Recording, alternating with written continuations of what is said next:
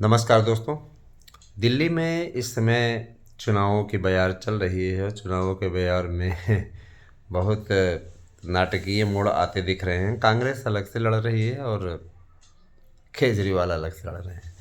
तो इस समय बड़ा इन लोगों के बीच में तनाव की स्थिति आ गई है। तनाव की स्थिति ये है कि केजरीवाल पर सबसे ज़्यादा हमलावर इस समय संदीप दीक्षित हैं, जो कि उनके खिलाफ चुनाव लड़ रहे हैं। शीला दीक्षित जो पूर्व मुख्यमंत्री कांग्रेस की रही हैं, उनके पुत्र हैं संदीप दीक्षित। लोकसभा का चुनाव हार चुके हैं, विधानसभा चुनाव में मजबूती से केजरीवाल के सामने खड़े हैं। केजरीवाल के सामने भारतीय जनता पार्टी से प्रवेश वर्मा, जो कि साहिब सिंह वर्मा जी के सुपुत्र हैं, उनको लड़ाने की तैयारी चल रही है। और कहीं न कहीं नई दिल्ली की जो सीट पर केजरीवाल चुनाव लड़ते रहते हैं, वो फंसती दिख रही है। केजरीवाल ने किसी प्रकार से भी जनता के बीच में, है ना, उनकी उतनी ज़्यादा पहचान रह नहीं गई है। उनकी छवि पर भी संकट आया। जब से वो जेल गए तब से उनकी छवि पर भी संकट आया कि कहीं न कहीं 420 हम सबके साथ हो रही है, ऐसा पब्लिक ने भी माना। विधानसभा चुनाव के पहले की बात करें तो लोकसभा चुनाव में लगातार 3 चुनावों से भी कंटिन्यू आम आदमी पार्टी और कांग्रेस को 0 सीटें मिलती आ रही हैं। 7 की सातों सीटें भारतीय जनता पार्टी को मिलती रही हैं।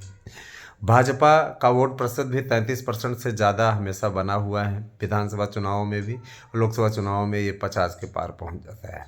तो जाहिर सी बात है कि इस समय परिस्थितियां भारतीय जनता पार्टी को ये संकेत कर रही है कि अगर थोड़ा सा परिश्रम कर दिया जाए तो आपको सफलता मिलनी तय है। और भाजपा ने इसके लिए विशेष रणनीति बनाई है। चूँकि अभी कोई भी विधानसभा का चुनाव है नहीं, सिर्फ दिल्ली का है, तो दिल्ली में पूरी टीम घोषित कर दी गई है। इसके लिए तय कर दिया गया है कि सब कमान संभालेंगे। एक एक विधानसभा सीट का के लिए 70 बड़े वरिष्ठ नेताओं को तैनात किया गया है, जिससे वो विधानसभाओं में नुक्कड़ सभाएं करेंगे और आरएसएस के साथ तालमेल बिठा करके केजरीवाल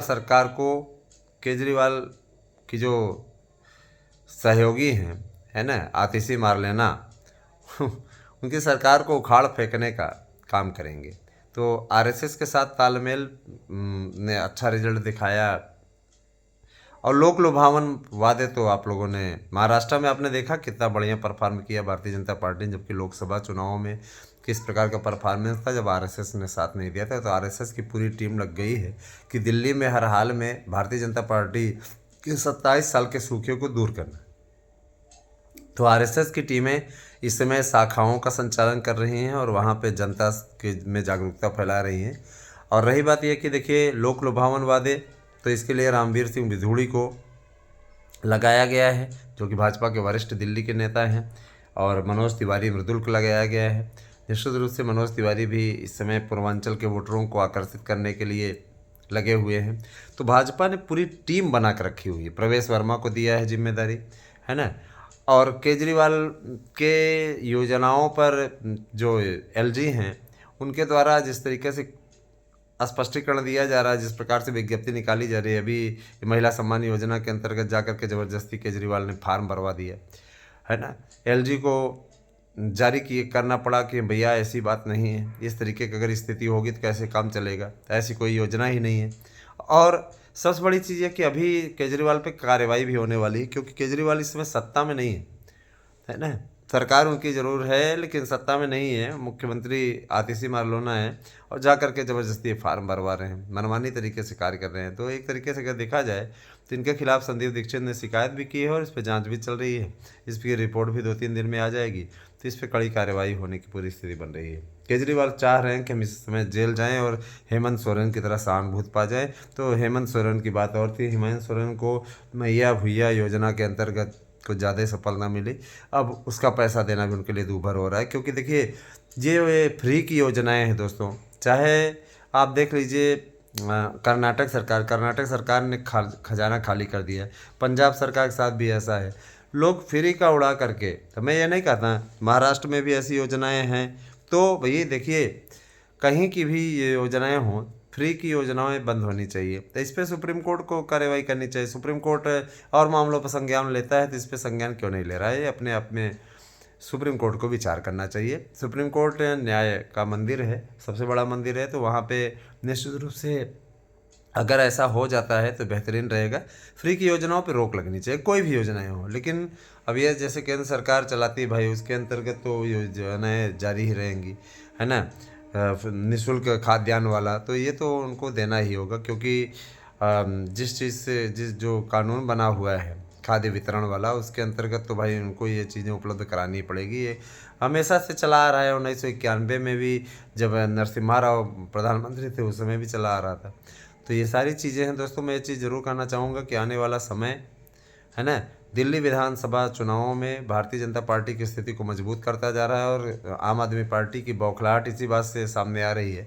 घोषणाओं पे घोषणाओं, जैसे एक ढपोर संघ की कहानी नहीं आपने सुनी होगी कि है ना, किसी ने ढपोर संघ को, किसी ने शंख पाया था महादेव की कृपा से, तो उसके बाद शंख को उसके दोस्त ने चुरा लिया और उसकी जगह पे हूबहू ऐसा ही शंख रख दिया। जब उस शंख से मांगने लगा वो कि, है ना, 200 रुपये तो 400 रुपये, इस प्रकार से करके ढपोर संकई वाला, तो वही स्थिति है।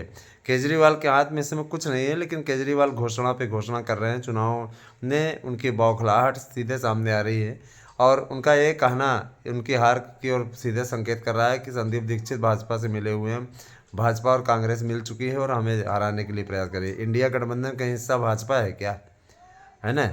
इन लोगों को खुद सोचना चाहिए। केजरीवाल दिल्ली में भी किससे लड़ रहे हैं, वहाँ पे पंजाब में किससे लड़ रहे हैं, कांग्रेस से लड़ रहे हैं ना। मुख्य प्रतिद्वंदी तो यही है। तो लड़ाई आप लोग जहाँ लड़ जाओ, जहाँ एकजुट हो जाओ, वहाँ पे आपका गठबंधन है। जहाँ अलग अलग लड़ो वहाँ भाजपा के पार्टनर हैं। गजब गजब के तर्क देने वाले हैं। अपना तर्क वितर्क के लोग ऐसे देते रहते हैं दोस्तों। दिल्ली विधानसभा के एक एक बूथ पर जाकर के, हमारे जहाँ पे एक एक बूथ बना हुआ है उसके लोगों से लोग मिल रहे हैं, हमारे रिपोर्टर, और पूरी रिपोर्ट लेकर के आ रहे हैं। तो ये रिपोर्ट यही बताती है कि भारतीय जनता पार्टी की इस बार प्रचंड लहर है महाराष्ट्र की तरह। और याद रखिएगा, इस बार केजरीवाल की आम आदमी पार्टी की वापसी लगभग असंभव लग रही है। कितनी सीटें आ सकती हैं, इस सीटों का भी आकलन हम आपको देने वाले हैं, लेकिन इसके लिए आपको थोड़ा सा समय देना पड़ेगा, क्योंकि इस सर्चिंग कमेटी पूरी गई हुई है। तो बहुत जल्दी ही इसकी रिपोर्ट लेकर के आएगी। तो मान के चलिए कि दिल्ली में फ़िलहाल भारतीय जनता पार्टी को एज है। भारतीय जनता पार्टी आगे दिख रही है और आगे आने वाले समय में भारतीय जनता पार्टी कमाल करने जा रही है ना। जहाँ तक मेरा व्यक्तिगत अनुमान है, भारतीय जनता पार्टी इस बार 40 से 45 सीटें तक जीत सकती है अपने दम पे, किसी प्रकार कोई दिक्कत नहीं। कांग्रेस भी इस बार 5 से 6 सीटें लेकर के आ सकती है ना। 6 सीटें आम आदमी पार्टी मिलेगी। मुख्य विपक्षी दल तो यही रहेगा। अच्छा हो कि आम आदमी पार्टी तीसरे नंबर पर खिसक जाए और कांग्रेस और भाजपा के बीच में मुकाबला हो जैसे पहले रहा करता था, क्योंकि दिल्ली का ये फ्री के एजेंडे ने पूरे वहाँ का डोज बिगाड़ के रखा हुआ है, माहौल बिगाड़ के रखा है। यमुना को साफ़ करने की बात कही थी केजरीवाल ने, नहीं करा पाए। आज यमुना में पानी इतना गंदा है कि उसमें अगर किसी का सर डाल करके निकाल लिया जाए तो ऑन द स्पॉट ख़त्म हो जाए। बड़ी विकट स्थितियाँ हैं। तो ऐसी चीज़ें नहीं होनी चाहिए। फिलहाल हम आप लोगों को समीक्षात्मक रूप से राजनीतिक विश्लेषण इस पर दिया करेंगे। तो आप सभी लोग हमारे साथ में जम जाएं, तैयार हो जाएं। बेहतरीन तरीके से हम आप लोगों को इस पे अपडेट देते रहेंगे। कैसी लगी वीडियो, लाइक, कमेंट और शेयर अवश्य कीजिए। धन्यवाद। आपसे एक दिन शुभ हो।